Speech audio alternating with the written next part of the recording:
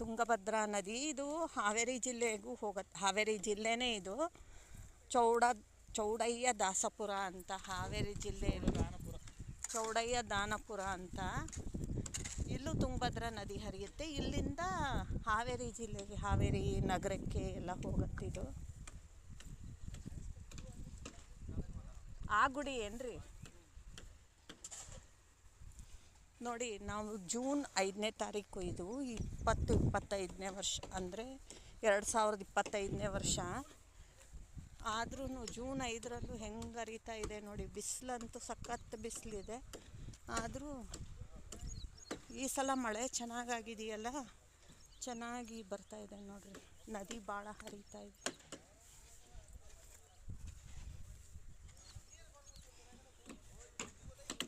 ಈಗ ಇದೇನೋ ರಿಪೇರಿ ನಡೀತಾ ಇದೆ. ರಿಪೇರಿ ಅಲ್ಲ, ಕಟ್ಟಡ ಕಟ್ತಾ ಇದ್ದಾರೆ.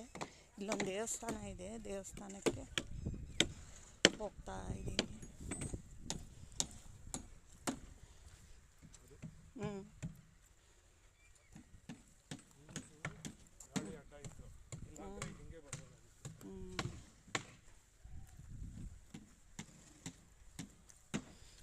ಅಂಬಿಗರ ಚೌಡಯ್ಯಂದಿದು, ಚೌಡಯ್ಯ ದಾನಪುರ.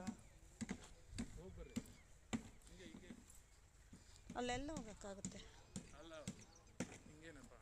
ಅದು ಸರಿ ಹೋಗಲ್ಲ, ಸುಮ್ಮನಿರಿ. ಅಲ್ಲಿ ಹತ್ತಕ್ಕಾಗಲ್ಲ, ಇಲ್ಲಿಂದನೇ ನೋಡಿದ್ರೆ ಆಯ್ತು. ಅದು ಸ್ವಲ್ಪನೇ ಇದೆ ದಾರಿ.